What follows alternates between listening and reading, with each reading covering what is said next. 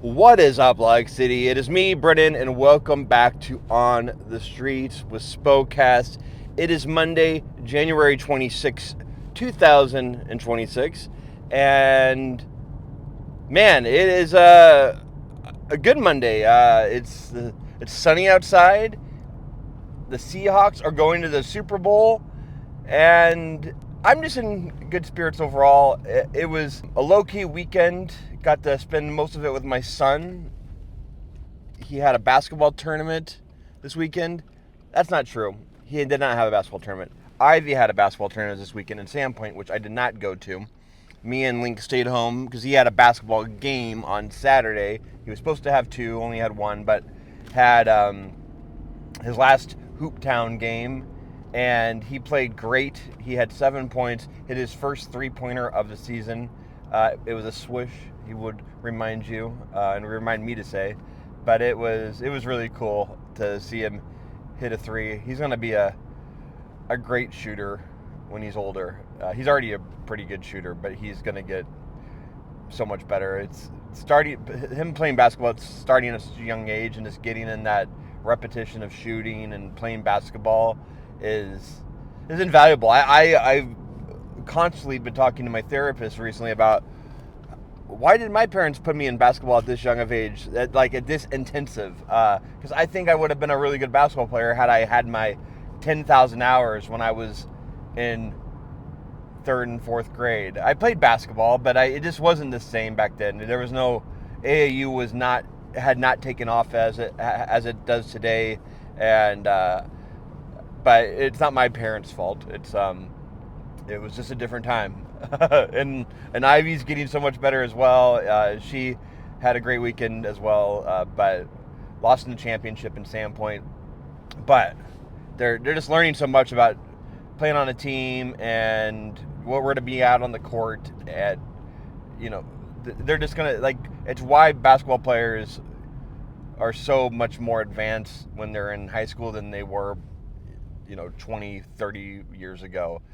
I know oldies are going to say basketball is not as good now because the kids, all they want to do is dunk or do this moves, and that might be true, but because high school students are trying to do that when they're in high school and not when they're older, is because they're so much better than they were, past players were in high school. So the pool of basketball players in today's world is insane. And that is my rant about basketball and about kids playing basketball at too young of age. Get your kids into youth sports. It's so critical for growth and learning how to play with a team and being competitive and learning those hard moments when they're young. So that's all I'll say about that. I've already went on too long. Yes, I have a Spokane thing, a studio thing today, and a pop culture thing.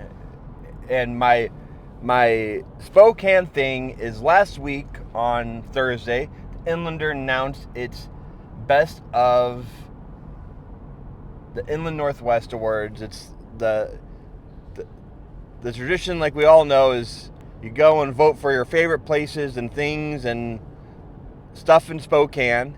And in 2020, they introduced a new category called Best of Local Podcasts. Now, in 2020, I and my friends, Andrea and Nate, won that award for Best of Local Podcasts for Spokast, for the podcast you're currently listening to. You can go listen to that very first season on Spotify on the same channel that you're listening to this on.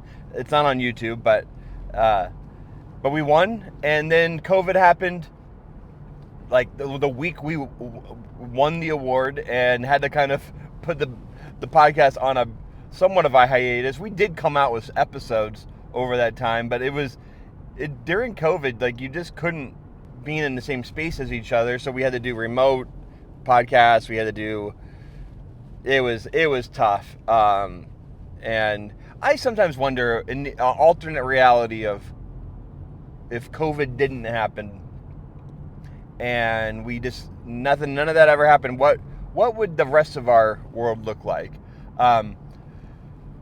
But that's besides the point. Let's get back to Best of Inlander Awards.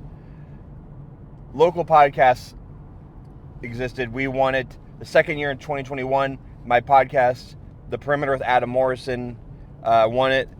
Then it disappeared for, I believe, 2 or 3 years. And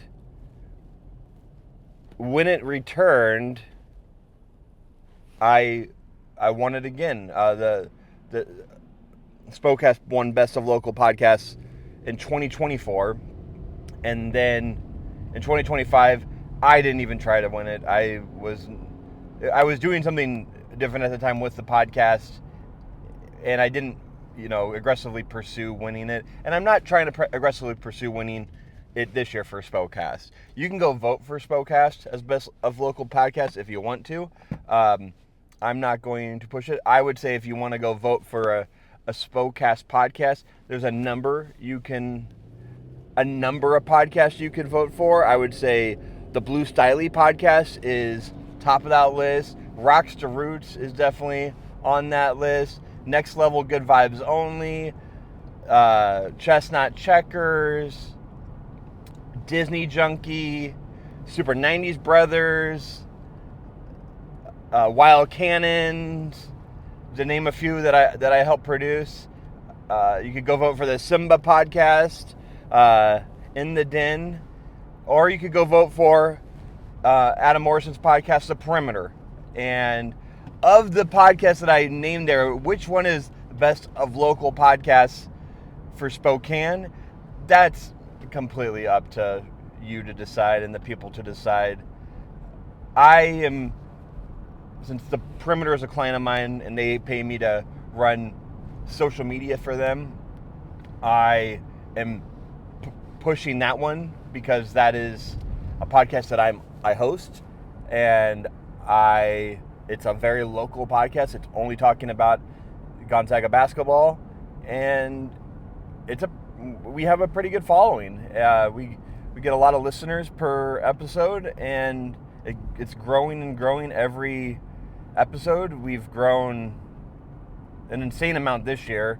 I can only imagine what's going to happen next year when we're in the Pac-12 and we're talking about Boise State and San Diego State and all these bigger schools. It's going to be very interesting next year. But point being, Best of Local Inlander, go vote for all your favorite things, restaurant, toy store.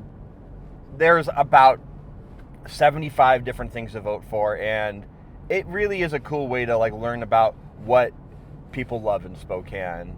And I would encourage you to vote for whatever you want to vote for, and don't take this vote for me mentality. I think I do it for my clients that want me to do it for them, but I also, it should be up to the people who decide, not by trying to sway people's votes by telling them to go vote for whatever. But it's always a fun time of year when the Best of Local Awards is here to talk about the best things in Spokane. The next thing in the studio thing, I'm in the studio with Adam Morrison today. We're going to be recording the latest episode of The Perimeter, talking all about the last 2 games against Pepperdine and San Francisco. The San Francisco game was way too close at home.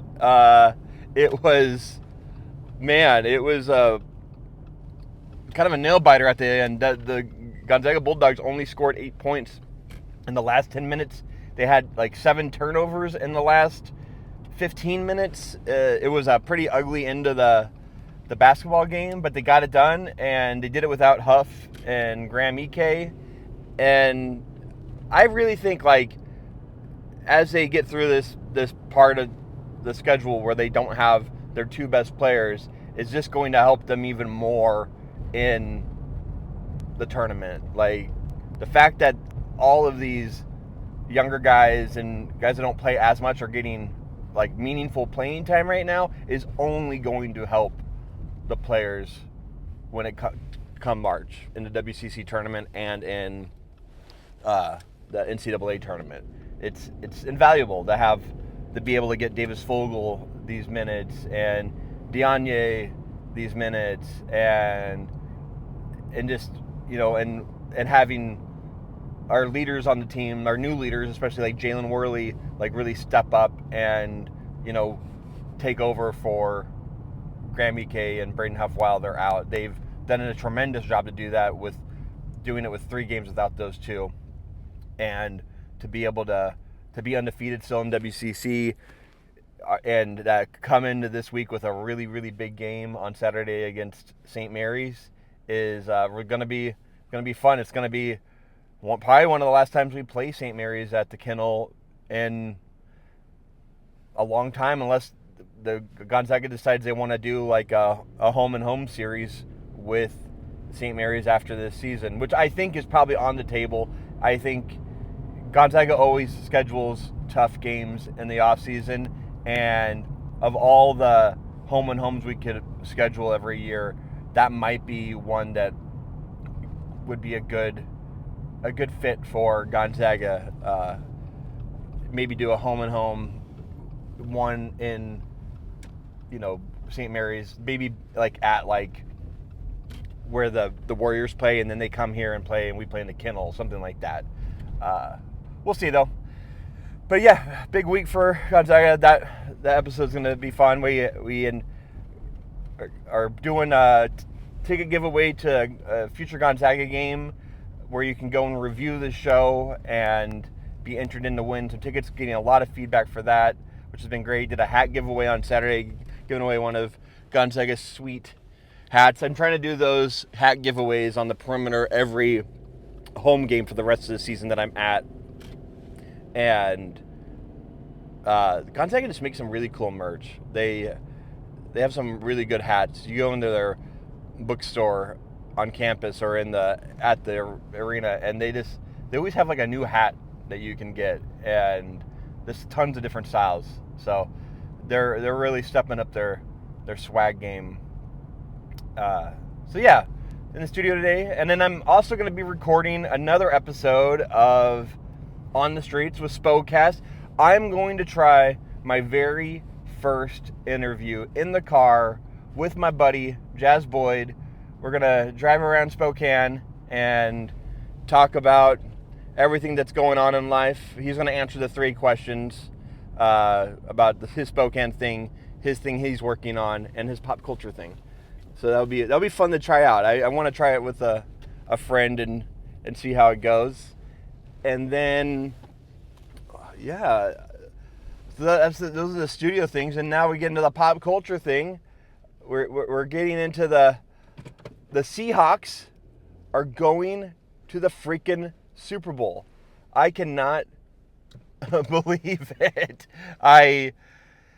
For those who don't know me, I am a humongous Seahawks fan. I used to have season tickets back in from 2005 to 2010 with my friends Adam and Kurt.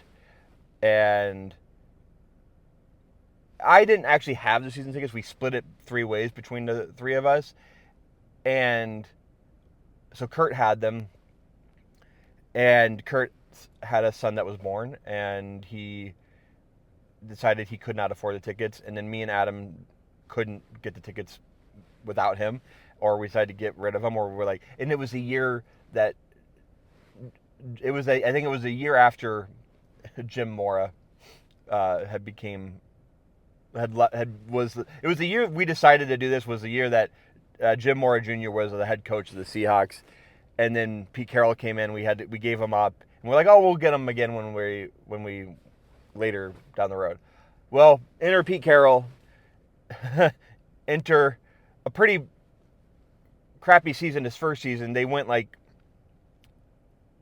I want to say 7-8, 8-8, and made the playoffs. 7-8 is not right. It was 16 games, or 9-7. I don't know I don't remember. But they went to the playoffs. They eked into the playoffs from the NFC West, won the division, and we actually beat the Rams in the very last game of the season to win the division and host a wild card game against the New Orleans Saints and Drew Brees, which was like, we're not going to win this game. And the rest is kind of history. Beast Quake happened that game. We ended up losing the next game. I forget to who. I think it was the Bears. And then next year, drafted Russell Wilson, lost in the NFC Divisional to the Atlanta Falcons, who ended up going to the Super Bowl and losing that famous Super Bowl to the Patriots. And then we went the next year and won the Super Bowl and all. And so I've talked about this before. I used to take football so seriously, and now it's just, since I've had kids, I don't take it as to heart. The playoffs are where I kind of like, I'm taking it more to heart, and I'm still in disbelief that this team is going to the Super Bowl. This team's amazing. This team has an amazing defense, an amazing offense. Sam Darnold has been miraculous this year. After the first game this season when we lost to the 49ers, I was so out on everything. I was out on Kupp. I was out on Darnold. I sent texts to people saying, like, this team's not even winning 10 games this year. I'll admit it. I was not sold on the Seahawks at the beginning of the season. And then they kept on winning and winning and winning and winning, and here we are. We're going to the Super Bowl. And it's just really cool thing to be a part. I'm not part of it, but like as a fan, like it's just you think that, like, as a Seahawks fan, I think as any fan of any sports team, for me, like, you appreciate the times when the teams are good. As a Gonzaga fan, you appreciate that they just make it to the tournament every year and are competitive and make really great runs and have been to championships. Unfortunately, lost 2 of them. Been to multiple. I think have they been to how many? I think they've only been to 2 Final Fours too. I don't think they've ever lost in a Final Four game, but they've made, making Sweet 16s. They're making Elite Eights. Like it's been. And so you just appreciate that. Mariners, same thing. Like when they made it back to the playoffs in 2022 or 23, I forget, 22. It was just like you're happy that they're there. And then they were 1 game away from the World Series. Like, and then as a Seahawks fan, you kind of just like, they've always just been good since they made the Super Bowl, but now they're back in it. And as a fan, you're just like, all I want, I should say, is my team to be good and enjoyable to watch. And the fact that they're back in the Super Bowl after 11 years is this unreal. And I'm in disbelief.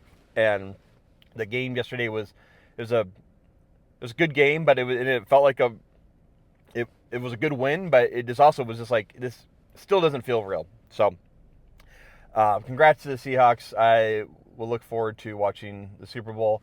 Luckily for me, I'm leaving for Japan the next Tuesday after the Super Bowl. So win or lose, I'm leaving to go to Tokyo and then go to Kyoto.